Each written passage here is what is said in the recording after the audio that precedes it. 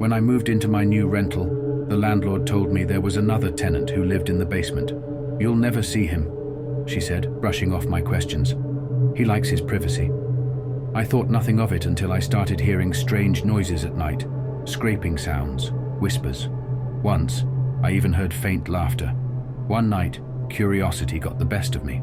I decided to knock on the basement door. No answer. So I bent down and peeked through the keyhole.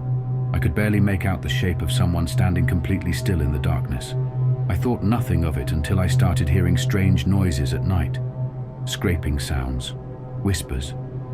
Once, I even heard faint laughter. The next morning, I asked the landlord again about the tenant.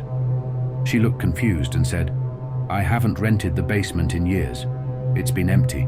That night, the sounds grew louder, more insistent.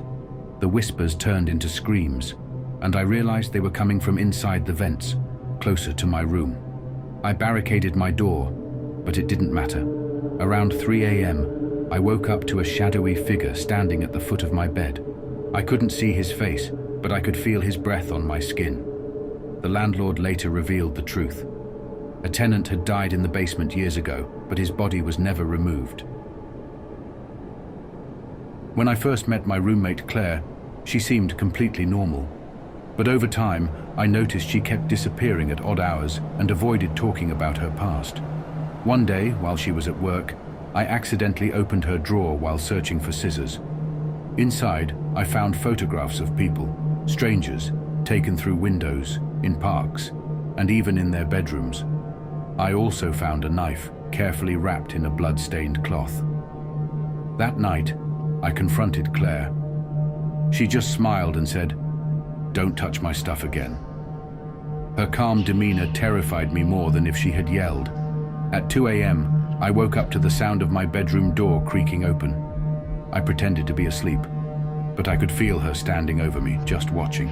The next day, Claire disappeared, but not before leaving a note on the fridge. "You were almost next." The police later told me she was wanted in several states for stalking and murder.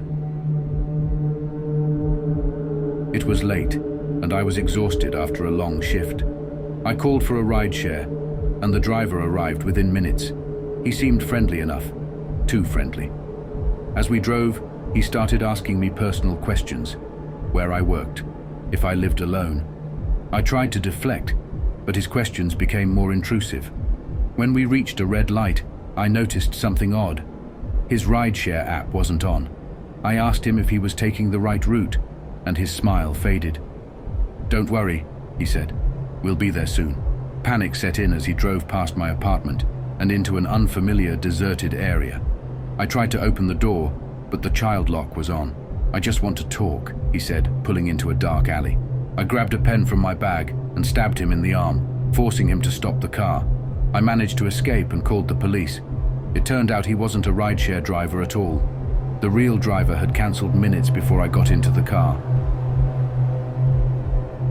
One stormy night, I heard a knock at the door. It was a little boy, soaking wet, asking to come inside. Something about him felt wrong. His voice was flat, and he wouldn't make eye contact. But I couldn't leave him out in the rain, so I let him in. As I handed him a towel, I noticed his eyes. They were completely black, no whites, no pupils. My stomach turned as he looked at me and said, "Thank you for letting me in." Suddenly the lights flickered, and the air grew ice cold. The boy stood motionless, staring at me. "I'm not here alone," he whispered. I turned to see shadowy figures emerging from the corners of the room.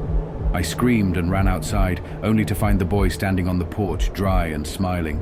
"You shouldn't have opened the door," he said before vanishing. The next morning I found claw marks on my walls and my furniture destroyed. My sister and I used to play a game where we'd stand in front of the mirror, turn off the lights and chant, "Show us the truth." One night, as a joke, I decided to play it alone. I stood in the dark bathroom, stared into the mirror, and chanted. At first, nothing happened. Then my reflection smiled, but I didn't. I tried to move, but my reflection stayed perfectly still, staring at me with a twisted grin. Then it spoke. "It's my turn now." The lights flickered, and suddenly I was staring at myself from the other side of the mirror. I pounded on the glass, screaming, but my reflection just waved and walked away, into my life. No one believes me. They think I'm crazy, but I'm still trapped here, watching someone else live my life. I was scrolling through photos on my phone when I noticed something strange. A man standing in the background of several pictures I'd taken in my apartment. I lived alone, and I didn't recognize the man. He was always in the shadows, watching. That night, I heard a noise coming from the closet. When I opened it, I found nothing but my clothes, until I noticed a trapdoor I'd never seen before. I opened it and found a crawl space filled with food wrappers, blankets, and a phone. The phone was full of pictures of me, sleeping. I called the police, but by the time they arrived, the man was gone. I've since moved, but sometimes I still find new pictures of myself on my phone. I was hiking alone when I met a man who seemed lost. He asked if I could guide him back to the trailhead. As we walked, he kept falling behind, staring at me with an unsettling smile. At one point, I turned around, and he was gone. But then, I heard his voice behind me. "You shouldn't have come here."